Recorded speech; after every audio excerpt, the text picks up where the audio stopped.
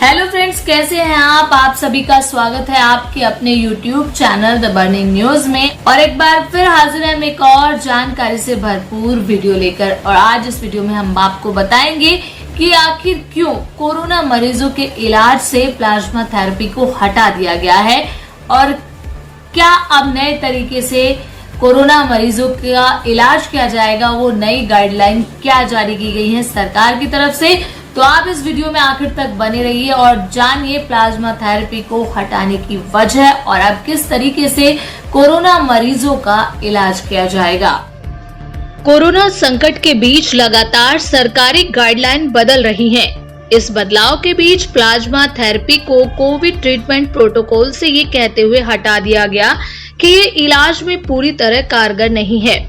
अब सवाल ये उठता है कि अब तक राज्य सरकारें क्या बिना किसी आधार के ही लोगों से प्लाज्मा डोनेट करने की अपील कर रही थीं?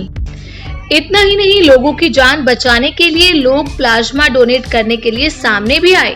कोरोना की पहली लहर में इस थेरेपी को कारगर भी माना गया, लेकिन कोरोना पर बनी नेशनल टास्क फोर्स की मीटिंग में चर्चा के बाद ये बात निकलकर सामने आई कि प्लाज्मा थेरेपी से कोई फायदा नहीं होता, जिसके बाद एम्स और आईसीएमआर की तरफ से नई गाइडलाइन जारी की गई।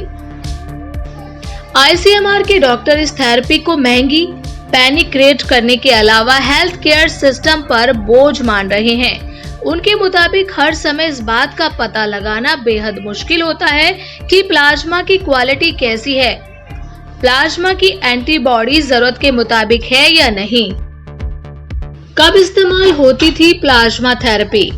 इससे पहले जारी दिशा निर्देश के मुताबिक बीमारी के लक्षण के 7 दिन के अंदर अगर हाई ट्राइटेट डोनर प्लाज्मा मौजूद था तो ऑफ टेबल यूज की परमिशन दी गई थी। क्या है प्लाज्मा थेरेपी? दोस्तों, प्लाज्मा थेरेपी की एक वीडियो हमारे चैनल पर पहले से ही मौजूद है, हम उसका लिंक डिस्क्रिप्शन बॉक्स में दे देंगे। दरअसल प्लाज्मा थेरेपी में कोविड-19 से ठीक हुए मरीज के खून में मौजूद एंटीबॉडी को गंभीर मरीजों को दिया जाता है।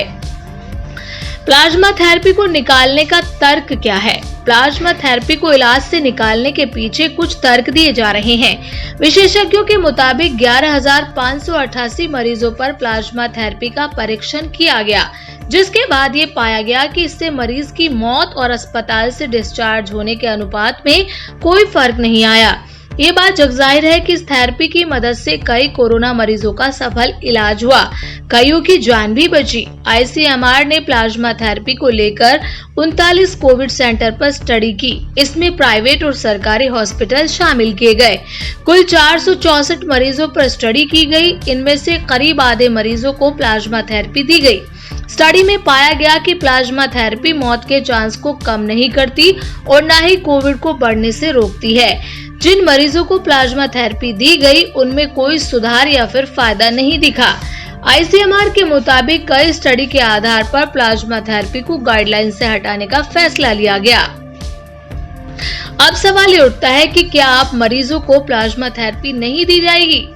क्या ऐसा करना नियमों के खिलाफ होगा?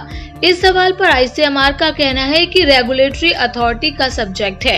हेल्थ राज्यों का मुद्दा है, तो राज्यों की जो हेल्थ अथॉरिटी है वो देखेगी कि गाइडलाइन को कोई मान रहा है या नहीं, ये लीगल बाइंडिंग होगा या नहीं, ये फैसला राज्य करेंगे। इंडियन मेडिकल एसोसिएशन का मानना है कि अगर मरीज को मॉडरेट डिजीज है तो हम मरीज को प्लाज्मा पहले हफ्ते में दे सकते हैं। आईएमए के मुताबिक अब प्लाज्मा थेरेपी सरकार की गाइडलाइन में नहीं है, इसलिए थेरेपी का इस्तेमाल करने से पहले डॉक्टर को मरीज और मरीज के परिवार वालों से मंजूरी लेनी होगी।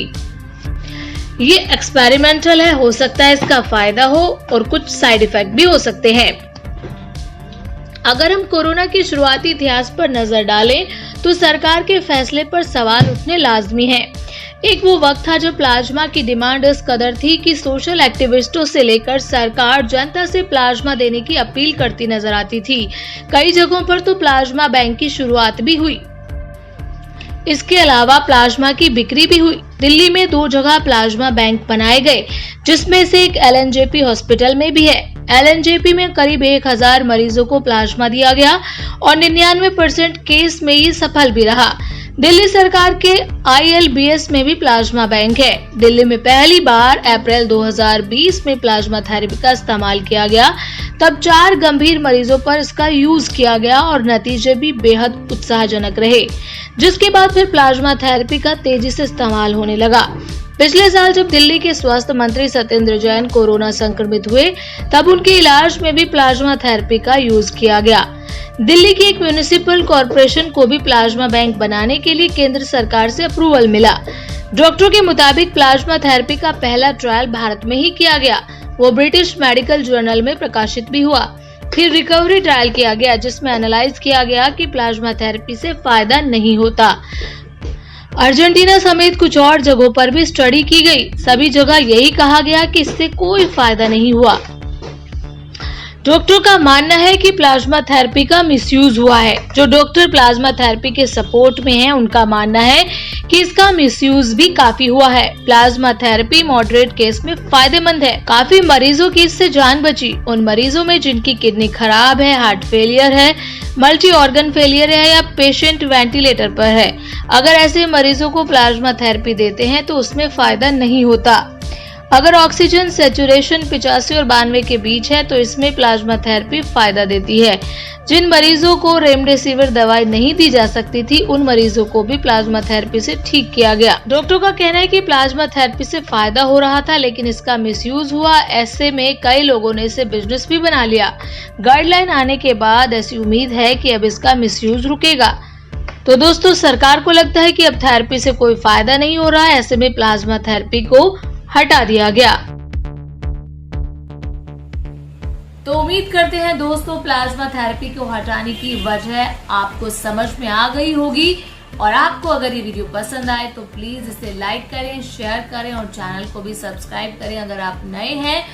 इसके अलावा आप हमें सोशल मीडिया पर भी फॉलो कर सकते हैं, जिसका लिंक हम डिस्क्रिप्शन बॉक्स में नीचे दे चुके हैं।